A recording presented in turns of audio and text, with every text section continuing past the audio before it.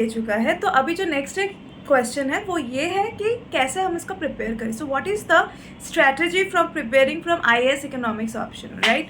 So number 1 is know your syllabus, okay. Thoroughly go through the syllabus thoroughly. उसका अच्छे से sections बना लीजिए कि कौन सा टॉपिक क्या है, कौन सा कैसे प्लान करना है। Planning is very important. आप ऐसे ही कूद नहीं सकते हैं, ठीक है, क्योंकि बहुत बड़ा सिलेबस है।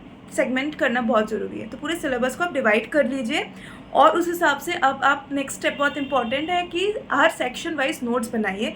नोट्स बनाना, पर्सनल नोट्स बनाना बहुत इंपॉर्टेंट है, because that will help you even while revision just before the exam. So शुरू से ही नोट्स बनाने का जो इम्पोर्टेंस है उसको ध्यान में रखिए, ठीक है। थर्ड हो जाता है कि प्रीवियस ईयर क्वेश्चंस को बहुत अच्छे से फॉलो कीजिए, पैटर्न देखिए कहाँ से किस टाइप के क्वेश्चंस आते हैं। वो तो हेल्पफुल होता ही है समझने के लिए, लेकिन नेक्स्ट जो है आप क्वेश्चंस का जो आंसर्स लिखना प्रैक्टिस कीजिए।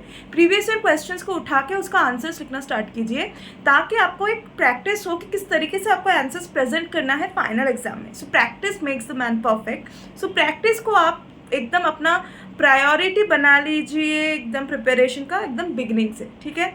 तो ये हो गया आंसर्स के बारे में। अब मैं आपको कुछ टिप्स दूंगी well writing the answers economics में। तो कुछ चीज़ें जो होते हैं, जो इवेलुएटर होता है, उनको बहुत पसंद आता है, इट ग्रैब्स द अटेंशन। वो है कि आपको जिस भी आंसर में पॉसिबल है ग्राफ बनाइए। Graphs are very important, okay. बहुत एक्यूरेसी के साथ ग्राफ बनाइए, सही से वर्टिकल एंड हॉरिजॉन्टल एक्सिस को मार्क कीजिए और उसको इतने अच्छे से बनाइए कि सब समझ में आ जाए इवैल्यूएटर, क्योंकि आपका जो कंसेप्ट है वो बहुत क्लियर है। क्योंकि इकोनॉमिक्स का सबसे पहला स्टेप जो है व्हाइल प्रिपेयरिंग वो ये है कि make your concept clear. Concepts को पहले आप समझिए, उसके बाद आंसर राइटिंग में जाइए। जब आप आंसर राइटिंग करेंगे, जहाँ पे भी पॉसिबल है ग्राफ्स इंक्लूड कीजिए। डेफिनेटली आपको बहुत ज़्यादा स्कोर मिलेगा उस आंसर का कंपेयर टू अदर, ठीक है। इसके अलावा जहाँ भी पॉसिबल फ्लो चार्ट समझाइए।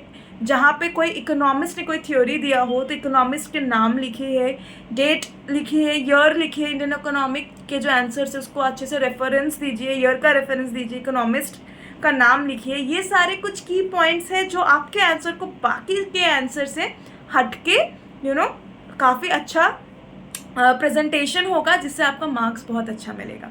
और इसके अलावा जो है वो तो ये सब्जेक्ट कंसेप्चुअल है, so you can understand as I keep on saying कि please make your concepts clear. तो ये तो हो गया ओवरऑल एक आंसर्स राइटअप के बारे में। इसके अलावा जो आप कर सकते हैं वो है, जो आपको पता है ऑप्शनल का पेपर 1 होगा, पेपर 2 होगा। तो पेपर 2 जो है उसके जो क्वेश्चंस का पैटर्न होता है ना, उसमें आप अपने ओपिनियंस को प्रेजेंट कर सकते हैं आंसर के through. You can express your self.